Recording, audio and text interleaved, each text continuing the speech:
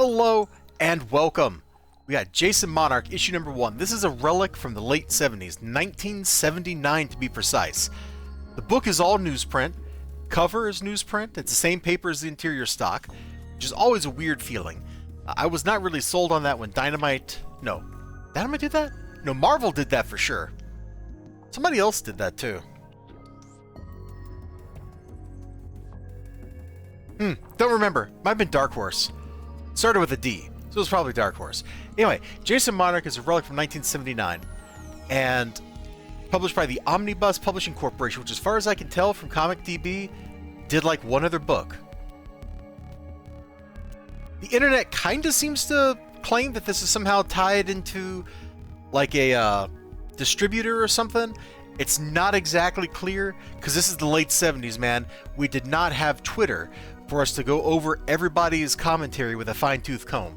In fact, I think the world was probably better when stuff was just forgotten and not kept around for forever, but that's neither here nor there.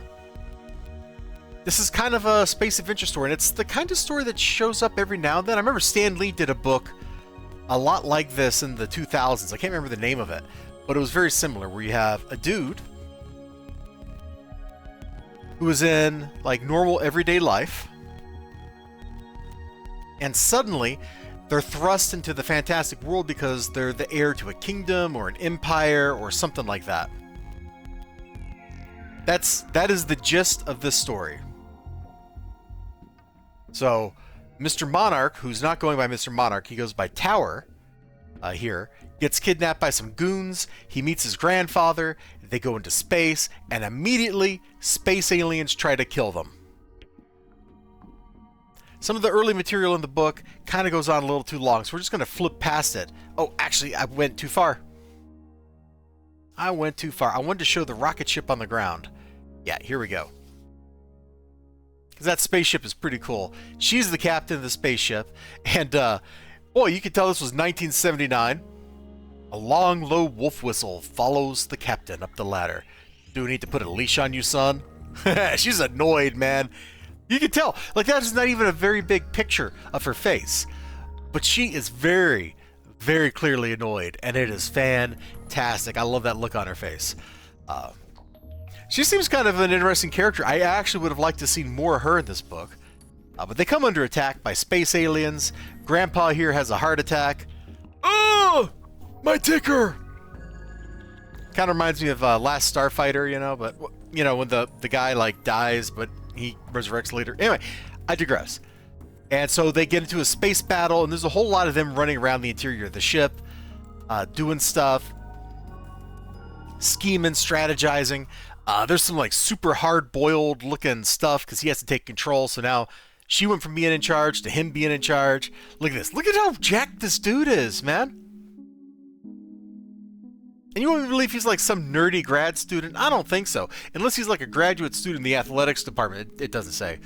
Like, there's no way this dude is going to be this ripped. He is absolutely ripped. He is a Mondo monster guy. And it is fantastic. I really like the art in this segment of the book, the main story. It was pretty good. There is a backup story right here. Star Menagerie, copyright 1977 by Fred Bob. It's not really all that notable. There's...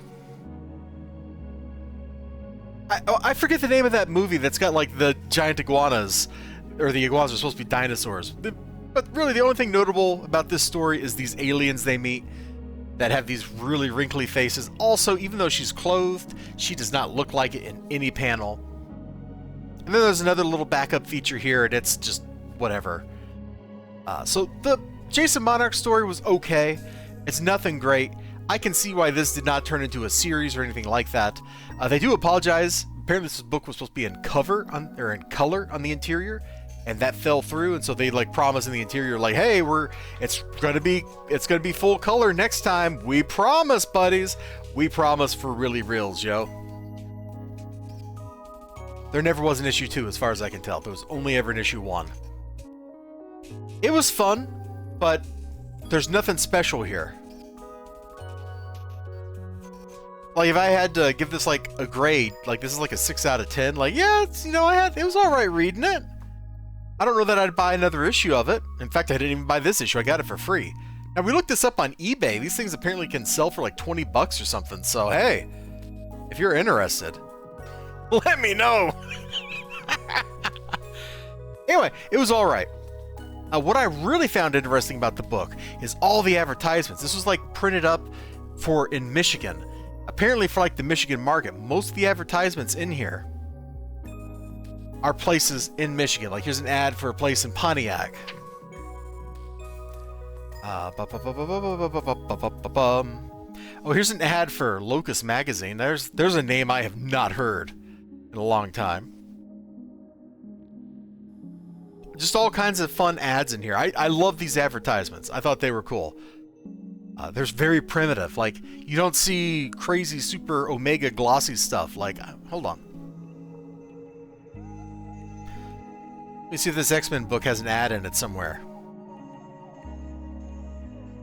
No, it doesn't. I guess because this was made for the direct market. There's no actual ads in that book. Well, that's lame. I was gonna be like, look at these ads from the 90s and how obnoxious they are, but man, whatever. Sometimes plans don't work out. Anyway, that's enough about Jason Monarch. You all have a great one. I hope to see you again next time. Remember to like, comment, subscribe, all that good stuff, and I'll see you then. Bye-bye.